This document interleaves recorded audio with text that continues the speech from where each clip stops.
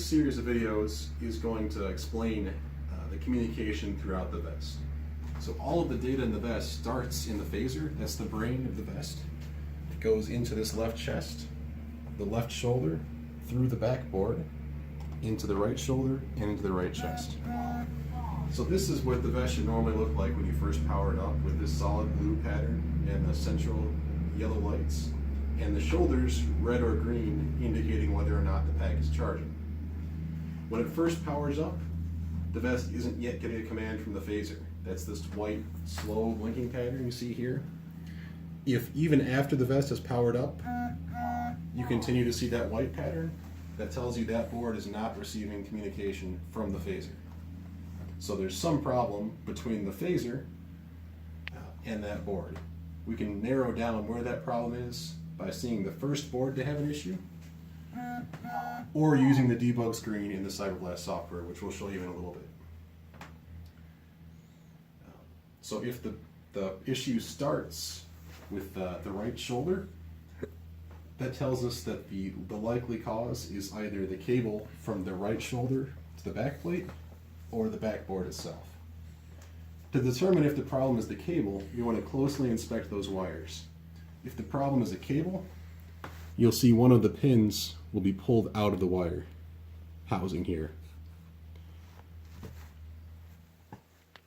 You can check on both sides and all the way through the chain. You see at this other shoulder.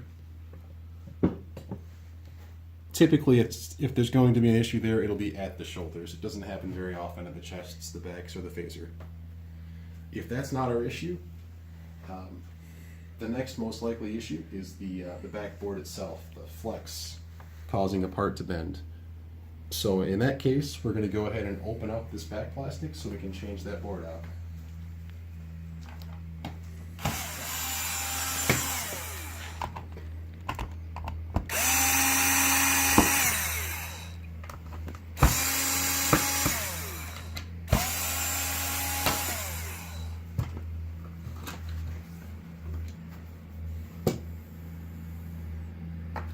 I'm going to go ahead and turn it off before I unplug anything.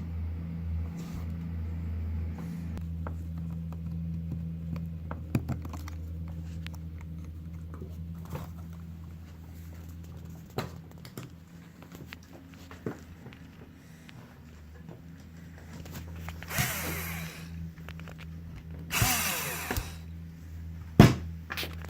And we're going to go ahead and take our spare backboard and slide it on.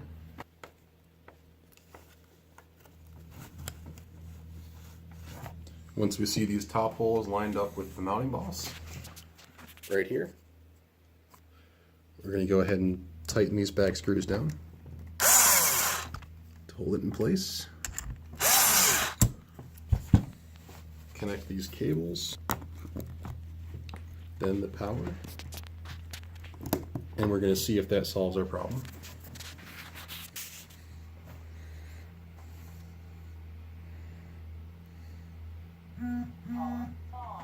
See, all the boards are responding properly, so everything is working, and we're going to go ahead and close that case back up.